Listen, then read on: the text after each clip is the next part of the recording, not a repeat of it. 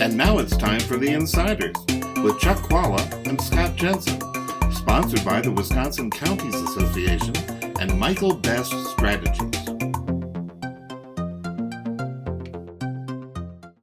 Hi, I'm Scott Jensen, former Assembly Speaker. And I'm Chuck Chvala, former Senate Majority Leader.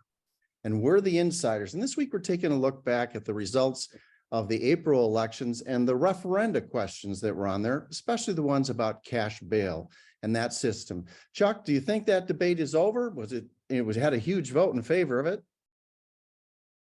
Good question. I think that Republicans were hoping it would, be this amazing thing that would be discussed a lot. The reality is it was kind of a big yawner. People said, yeah, let's do that. And even Protasevich said, yeah, let's go ahead and do that.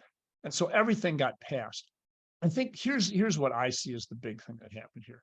It seems to me Republicans, there was this moment in time when they actually realized we'd gone too far on a lot of this prison stuff. They said, we're going to have reform. We're not going to have this situation where we're throwing everybody away and throwing away the key, locking people up. And then they decided, no, this is too good. This is too good. This issue is too good for the electorate. People get afraid, and fear is such a huge driver. We've talked about this many times. It's fear and it's hope. It's emotions that drive votes. And Republicans said, hey, this is something that we can use and this will work. So I think what happened here, what you saw, that if there was any big implication for these three votes, it was that it's the death of criminal justice reform. That just went in the box to be gone. It's not coming back. So I would say this, that, all three of these amendments had big votes behind them. They were popular. They were bipartisan in nature, both in the vote in the legislature and in the vote by the voters of the state of Wisconsin.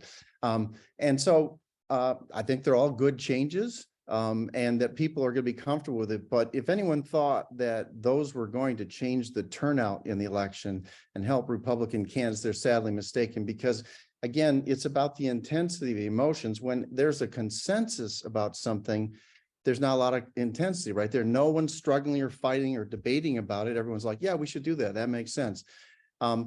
If Republicans are going to try to do what Democrats have done effectively in places where they have abortion on the ballot or the marijuana decriminalization on the ballot, they need to find an issue that has intensity and intense opposition so that there are sparks and there's controversy and it drives turnout. And as long as it's a question that you still have a majority on, that's an effective way to drive turnout. These were all good changes to Wisconsin's constitution, but they did not affect the turnout in those elections, I think, as some Republicans had hoped. Yeah, and Scott, to Scott's point, I think he's absolutely right. And I think that's why Republicans are suffering now.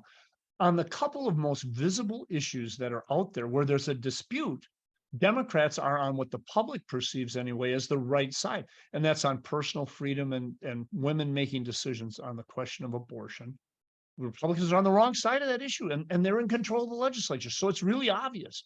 And then the other thing is on something like as simple as marijuana, Illinois, Michigan, Canada, full legal. Minnesota, I think, is getting there, and Iowa has some goofy thing. Everybody's got it. I think I've heard, I don't know if this is true, I've heard that the South Beloit place in Illinois is the biggest sales in the entire state of Illinois because it's across the border from Wisconsin.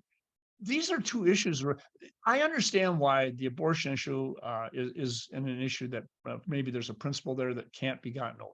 But on marijuana, I don't know why they don't solve that problem. And they're going to pay a huge price if they don't. So I think Scott hit the nail on the head. You've got to find something where there's a controversy where there'll be sparks. The sparks are all working for the Democrats right now. All right. We'll see you next week. See you next time.